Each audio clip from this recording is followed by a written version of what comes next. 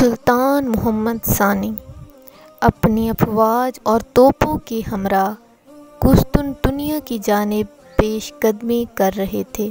یہ دن تھا 29 مئی 1453 کا اور وقت رات کے 1:30 بجے۔ دنیا کے قدیم اور عظیم شہر کی فصیلوں اور گنبدوں پر سے 19ویں قمری تاریخ کا زر چاند تیزی سے مغرب کی طرف دوڑا جا رہا تھا، جیسے اسے کسی شدید خطرے کا اندیشہ ہو۔ شہر کی فصیلوں کے باہر عثمانی فوج آخری ہلہ بولنے کی تیاری کر رہی تھی۔ عثمانی توپوں کو شہر پناہ پر گولے برساتے ہوئے 47 دن گزر چکے تھے۔ کمانڈروں نے خاص طور پر 3 مقامات پر گولہ باری مرکوز رکھ کر فصیل کو زبردست نقصان پہنچایا تھا۔ 21 سالہ عثمانی سلطان محمد ثانی غیر متوقع طور پر اپنی فوج کے اگلے مورچوں پر پہنچ گئے۔ انہوں نے فیصلہ کر لیا کہ حتمی یرغمال فصیل کے وسیع حصے سے کی جائے گی، جس میں کم از کم 9 شگاف پڑ چکے تھے۔ سر پر بھاری پگڑی باندھے اور طلائی خلعت میں ملبوس سلطان نے اپنے سپاہیوں کو ترک زبان میں مخاطب کیا: میرے دوستو، آگے بڑھو، اپنے آپ کو ثابت کرنے کا لمحہ آ گیا ہے۔ اس کے ساتھ ہی طبلوں، نغاروں اور توپوں کی آواز نے رات کی خاموشی کو تاک تار کر دیا۔ اپنے شور میں عثمانی دستوں کی فلک شگاف نعرے صاف سنائی دے رہے تھے، جنہوں نے فصیل کے کمزور حصوں پر حلہ بول دیا۔ ایک طرف خشکی سے اور دوسری طرف سمندر میں بحری جہازوں پر نصب توپوں کے دہانوں نے آگ برسانا شروع کر دی۔ دوستو، بازنطینی اس حملے کے لیے تیار کھڑے تھے، لیکن پچھلے 1.5 ماہ کے محاصرے نے ان کے حوصلے پست کر دیے، اعصاب شکستہ کر دیے۔ بہت سے شہری بھی فصیلوں پر آ پہنچے اور پھر اٹھا کر پتھر حملہ آوروں پر پھینکنے شروع کر دیے، جبکہ زیادہ تر افراد اپنے اپنے قریبی چرچ کی طرف دوڑے اور گڑ گڑا کر مناجات شروع کر دیں۔ پادریوں نے متعدد چرچوں کی گھنٹیاں پوری سکت سے بجانا شروع کر دیں، جن کی آواز نے ان لوگوں کو بھی جگا دیا جو اب تک سو رہے تھے۔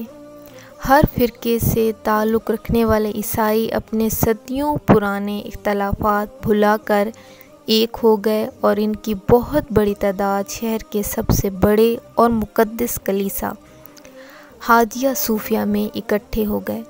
دفاعی فوج نے جان فشانی سے عثمانیوں کی یلغار روکنے کی کوشش کی، لیکن بے سود رہے۔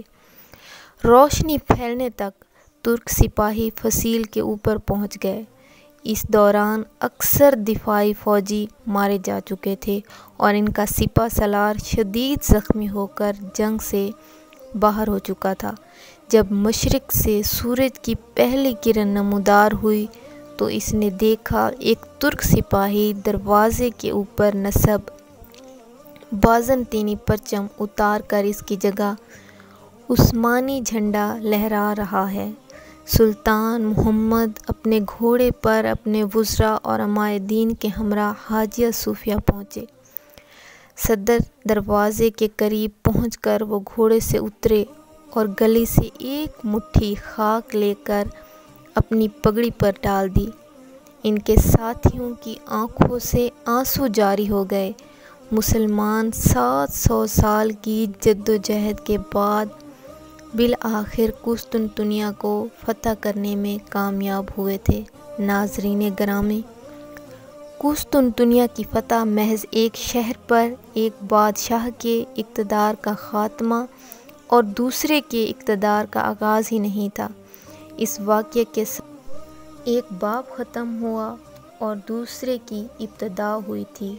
ایک طرف 27 قبل مسیح قائم ہونے والی رومن امپائر 480 برس تک کسی نہ کسی شکل میں برقرار رہنے کے بعد اپنے انجام کو پہنچ چکی تھی، تو دوسری جانب عثمانی سلطنت نے اپنا نقطۂ عروج چھو لیا اور وہ اگلی 4 صدیوں تک 3 براعظموں ایشیا، یورپ، افریقہ کے حصوں پر بڑی شان سے حکومت کرتی رہی۔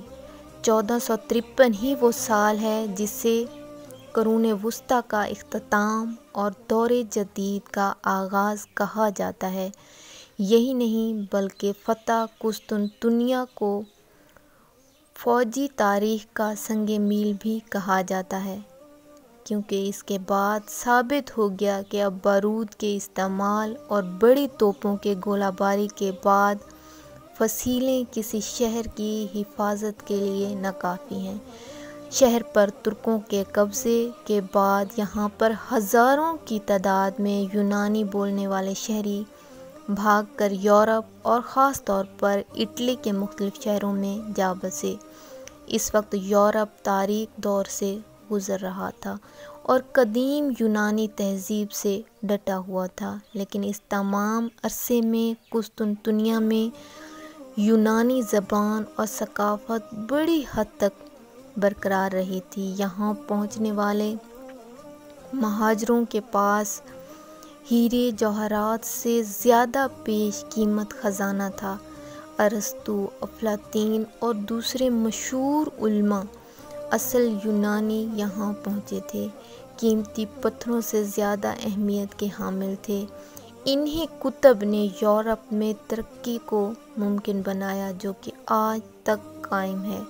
ناظرین، قسطنطنیہ کا قدیم نام بازنطین تھا، لیکن 30 عیسوی میں رومن بادشاہ نے اپنا دارالحکومت روم سے یہاں منتقل کیا تو شہر کا نام بدل کر اپنے نام سے ملا کر رکھ دیا، جو کہ عربوں کے یہاں پہنچ کر قسطنطنیہ بن گیا۔ مغرب میں رومن امپائر کے خاتمے کے بعد یہ سلطنت قسطنطنیہ میں برقرار رہی 13ویں صدی تک۔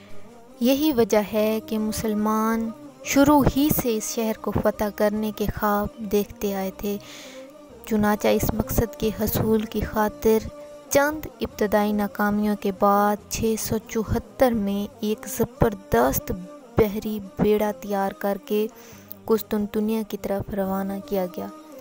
اس بیڑے نے شہر کے باہر ڈیرے ڈال لیے اور اگلے 4 سال تک متواتر فصیل عبور کرنے کی کوشش کرتا رہا۔ عرب بحری بیڑے کے پاس آخر 678 میں بازنطین بحری جہاز شہر سے باہر نکلے اور انہوں نے حملہ آور عربوں پر حملہ کر دیا۔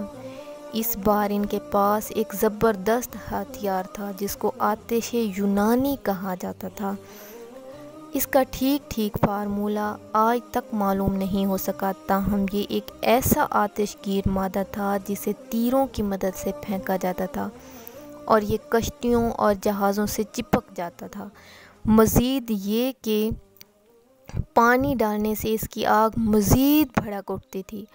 عرب اس آفت سے مقابلے کے لیے تیار نہیں تھے، چنانچہ دیکھتے ہی دیکھتے تمام بحری بیڑے آتش زار کا منظر پیش کرنے لگے۔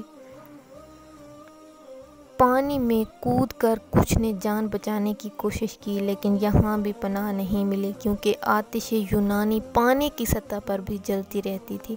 عربوں کے پاس اس پسپائی کے علاوہ کوئی چارہ نہیں تھا۔ واپسی پہ ایک ہولناک سمندری طوفان نے رہی سہی کسر پوری کر دی۔ سینکڑوں کشتیوں سے ایک آدھی بچ کر پہنچنے میں کامیاب ہوئی۔ اسی محاصرے کے دوران مشہور صحابی رسول صلی اللہ علیہ وسلم حضرت ایوب انصاری نے جان آفریں کے سپرد کی۔ ان کا مقبرہ آج بھی شہر کی فصیلوں کے باہر ہے۔ سلطان محمد فاتح نے یہاں ایک مسجد بنا دی جسے ترکی مقدس مقام مانتے ہیں۔ اس کے بعد 1717 میں بنو امیہ کے امیر سلیمان بن عبد الملک نے زیادہ تیاری کے ساتھ ایک بار پھر قسطنطنیہ کا محاصرہ کیا۔